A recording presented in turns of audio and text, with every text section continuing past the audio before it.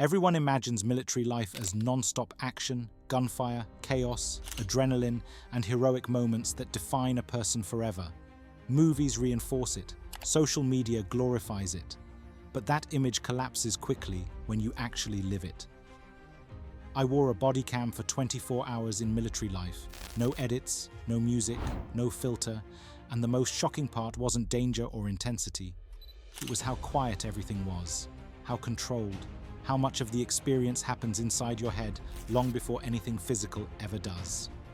The day begins before your brain is fully awake. The alarm isn't gentle or forgiving. It doesn't care how tired you are or how little you slept. It cuts straight through your nervous system and demands obedience.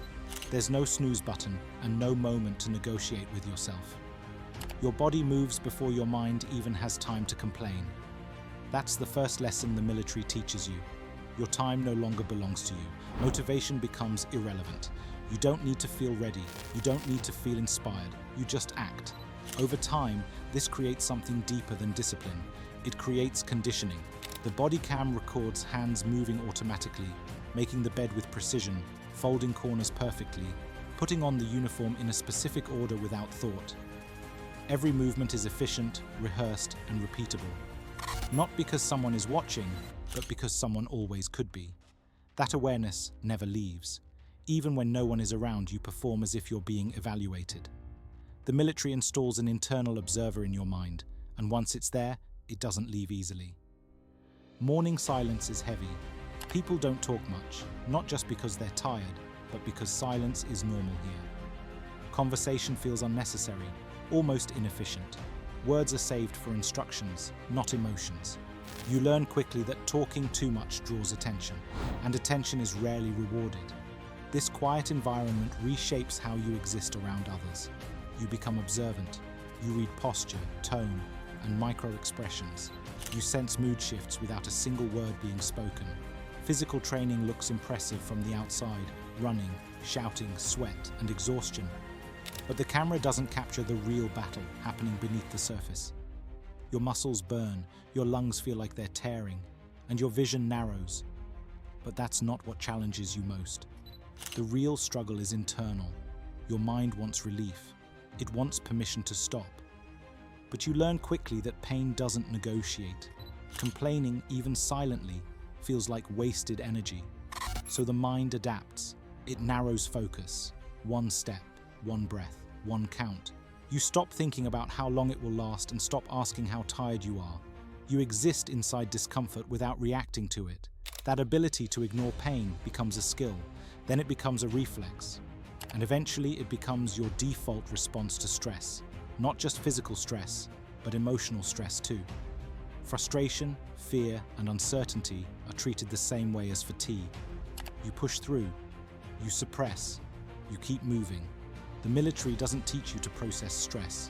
It teaches you to function despite it. What most people never expect is how much of military life is spent waiting. Waiting for instructions, waiting for orders, waiting for transportation, waiting for permission, waiting without explanation and without a timeline. The body cam records long stretches of nothing, standing in formation, sitting on a bench, staring at walls, listening for names to be called. This is where boredom becomes the real test. There's no phone to distract you, no music to escape into, no freedom to wander or multitask. Your mind is forced to sit with itself. If you rely on constant stimulation, this environment quietly breaks you. Not dramatically, not all at once, but slowly. Thoughts get louder, time stretches. Small irritations feel bigger. Some people don't quit physically. They quit mentally here, long before anything dangerous ever happens. The military doesn't just test your strength, it tests your tolerance for monotony. Authority shapes every interaction. Every conversation carries hierarchy. Rank is invisible, but always present. You learn when to speak, how loudly, and for how long. The camera captures pauses before words leave the mouth, subtle posture adjustments, eyes fixed forward, hands still. Over time, you stop asking what you want to say and start asking what is acceptable to say. That shift rewires communication.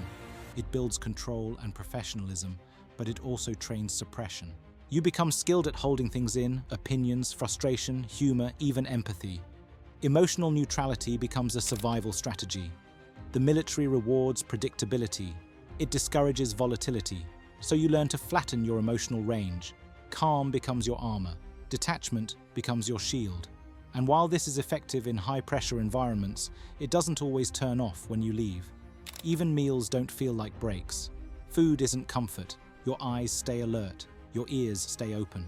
Freedom is limited. This teaches endurance, but it also teaches disconnection. Hunger becomes something to manage, not respond to. Fatigue becomes something to ignore, not address. Stress becomes something you carry quietly instead of releasing. The body learns that emotions don't earn relief. Over time, this creates a strange emotional numbness. You function well, but feel less. You operate efficiently, but joy becomes muted. Stress in military life isn't explosive, it's constant. Deadlines, inspections, evaluations, expectations, and the pressure of knowing that one small mistake doesn't just affect you, but everyone around you. That responsibility becomes internalized. You police yourself. You double-check everything. You anticipate consequences before they happen.